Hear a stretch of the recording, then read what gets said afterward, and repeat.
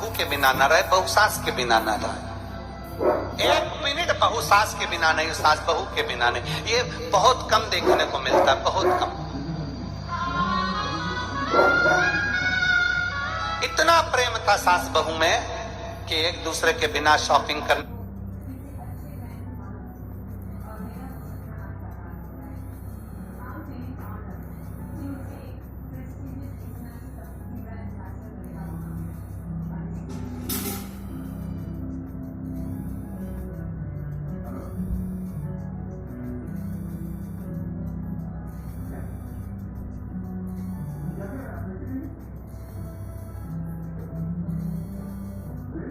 नहीं जाए, सब्जी खरीदने जाए तो दोनों, सामान खरीदने जाए तो दोनों,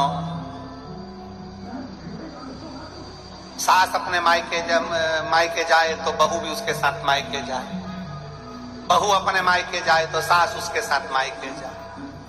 इतना प्रेम, इतना प्रेम। चाय एक साथ बैठ के पिए, गप्पे एक साथ मारे, निंदा भी करे तो एक साथ बैठ के। किसी की जरूरत नहीं इन दोनों को। एक्स्ट्रा माल तो होना ही, कोई होना ही नहीं, एक्स्ट्रा कोई नहीं चाहिए। बस अपन दोनों बैठ जा, जिसकी निंदा करना है अपन कर लेंगे, बातचीत करना है अपन कर लेंगे। दोनों भोजन करे तो एक साथ, शादी में जाए तो एक साथ। इतना प्रेम। एक दिन सास के मायके वालों ने कहा, जी अपन सब काशी जा रहे हैं तो मेरा मन है कि अपन काशी चलें। तो जी बोली मैं चलूंगी तो शरीफर मेरी बहू को भी लेके जाऊंगी। इतने में सास ने जैसे कहा तो भाई बोला नहीं देखो अपन बुजुर्ग में ये नए इन लोगों को लेकर जाओ, अच्छी बात नहीं है, इनको अपन अलग से भेज देंगे, तुम मेरे साथ चलो। अब तो सास ने कहा मैं तो नहीं जा रही। इतने में बहू ने कहा मम्मी जाने में क्या दिक्कत है, चली जाओ ना, क्या दिक्कत, जाओ, मामा जी ले जा रहे हैं, दर्शन करा रहे हैं, काशी स्नान करा रहे हैं, चले जाओ। इतने में सास ने मना करा, मैं तेरे बिना कैसे रहूंगी, मेरा मन नहीं लगेगा 1% भी, मैं क्या करूं, 1% भी मेरा मन नहीं लगेगा। सास ने मना कर दिया, बहू ने मनाया और भेज दिया। सास चली, बहू ने सारा सामान तैयार कर दिया, उनको ट्रेन में रेलवे स्टेशन पर छोड़ भी दिया, बैठ भी गई। और बैठने के बाद जैसे ट्रेन चालू हुई, चालू होने के बाद थोड़े दूर तक ट्रेन निकली, तब याद आई कि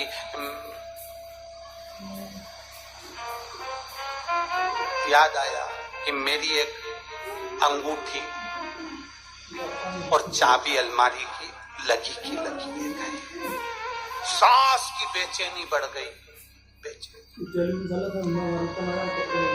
भाई ने पूछा, जी क्या हुआ? मुंह में अलमारी में ताला लगा के नहीं आ पाई, मेरी अंगूठी रह गई। मैं ताला लगा कर नहीं आ पाई, अंगूठी रह गई। सास मन में विचार करी, अब करूं तो करूं क्या, किसको कहूं, क्या कहूं, कैसे कहूं, क्या बोलूं, विचार। काशी पहुंच गई, बहू को मां बोल कर गई थी मैं कल सुबह 10 बजे काशी का गंगा जी का स्नान करूंगी। बहू ने भी एक बड़ा वाला बर्तन लिया, तबेला, उसमें पानी भर लिया, एक ढक्कन गंगा जल डाल लिया। और बहू ने भी सोच लिया मेरी सास अगर मां गंगा नहाएगी तो मैं याद।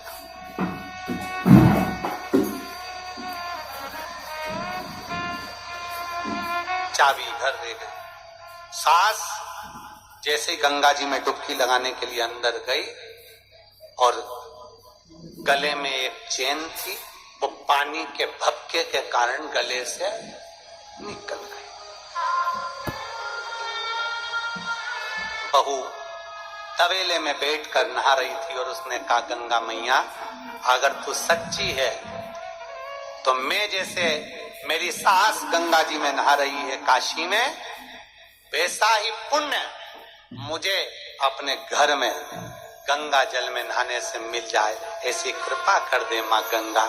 विश्वनाथ जैसे उसने तबेले में अपनी डुबकी को लगाया, सास की जो चेन थी वो इसके भगोने में आ गई।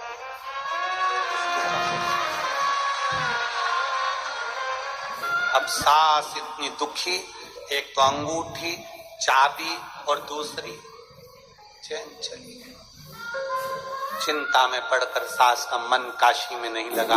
आ गई, आई, आते से ही उसने बहू को देखा।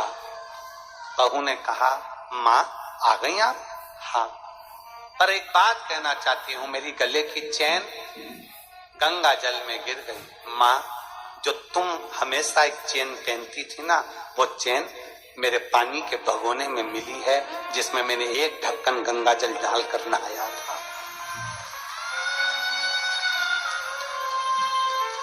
मामा जी बोले, बेटा तुम्हारी सास गंगा नहाने काशी गई, उसका चित्त काशी में नहीं लग पाया उसकी चैन, अंगूठी और चाबी के कारण, पर तेरी भक्ति गंगा जी के प्रति और अपनी सास के प्रति इतनी रही कि वो सोने की चैन गिरी थी काशी में और मिली तेरे भगोने में। ये विश्वास होता है, ये भरोसा।